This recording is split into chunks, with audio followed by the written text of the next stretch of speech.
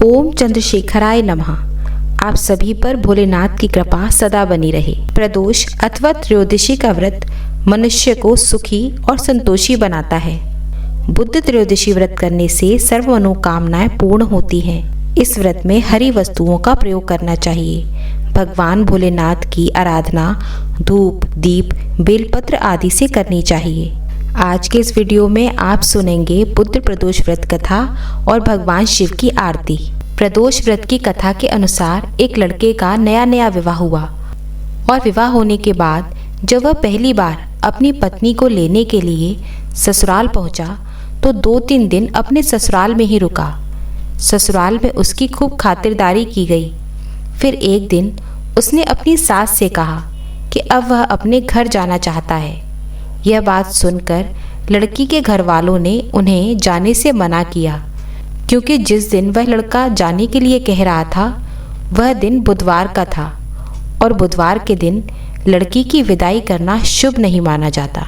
लेकिन लड़के ने अपने ससुराल वालों की कोई भी बात नहीं मानी और उनकी बातों को अनसुना कर दिया। आखिरकार ससुराल वालों ने भारी मन से अपनी बेटी और दामाद को विदा कर दिया।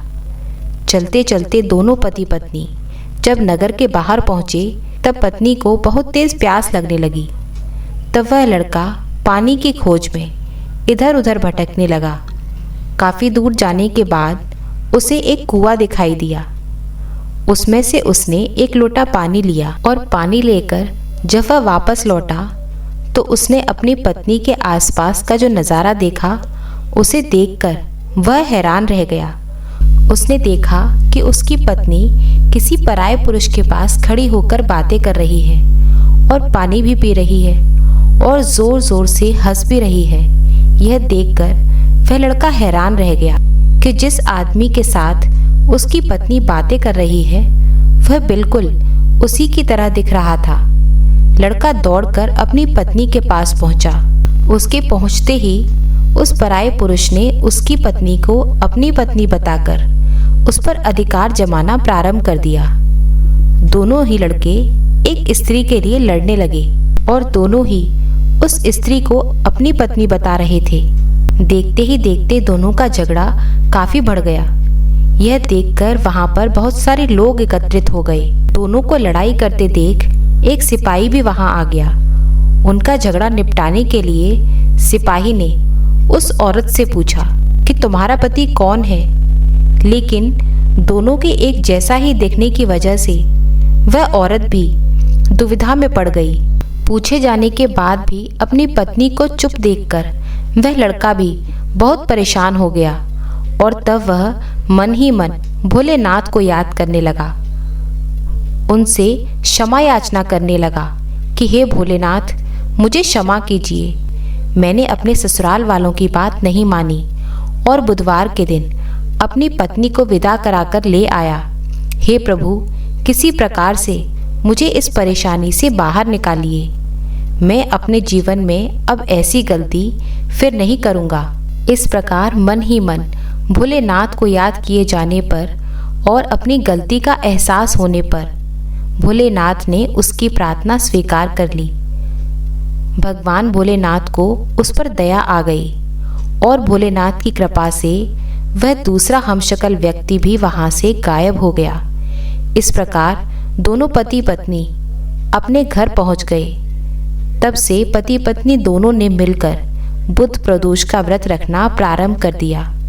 तो इस प्रकार से जो भी व्यक्ति श्रद्धा के साथ, विश्वास के साथ भोलेनाथ की पूजा करता है और हर त्रयोदशी के दिन व्रत रखता है, भोलेनाथ उनकी सभी मनोकामनाएं पूरी करते हैं, उन्हें हर संकट से उबार ही लेते हैं। तो यह थी बुद्ध प्रदोष व्रत की कथा। आइए अब हम सब मिलकर भगवान शिव की आरती गाते हैं। जय शिव ओमकारा, ओम जय शिव ओमकारा, ब्रह्मा विष्णु सदाशिव अर्धांगी धारा। ओम जय शिव ओमकारा, एकानन चतुरानन पंचानन राजे, हंसासन गरुड़ासन वृषवाहन साजे। ओम जय शिव ओमकारा, दो भुज चार चतुर्भुज 10 भुज अति सोहे। त्रिगुण रूप निरखता त्रिभुवन जन मोहे। ओम जय शिव ओमकारा। अक्षमाला वनमाला रुंडमाला धारी। चंदन मृग मद सोहे भोले शशिधारी। ओम जय शिव ओमकारा।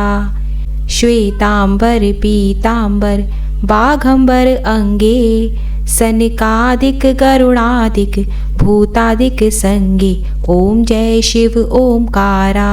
कर के मध्य कमंडल चक्र त्रिशूल धरता। जग करता जग भरता जग संहार करता। ओम जय शिव ओमकारा। ब्रह्मा विष्णु सदाशिव जानति अविवेका। प्रणवाक्षर मध्ये ये तीनों एका। ओम जय शिव ओमकारा। काशी में विश्वनाथ विराजत नंदी ब्रह्मचारी। नित उठ भोग लगावत महिमा अति भारी। ओम जय शिव ओमकारा। त्रिगुण शिव जी की आरती जो कोई नर गावे। कहत शिवानंद स्वामी मनवांचित फल पावे।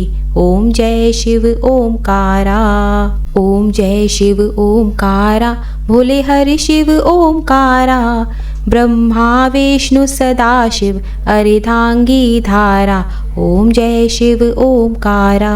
ओम जय शिव ओमकारा। ओम जय शिव ओमकारा। ब्रह्मा विष्णु सदाशिव अर्धांगी धारा। ओम जय शिव ओमकारा।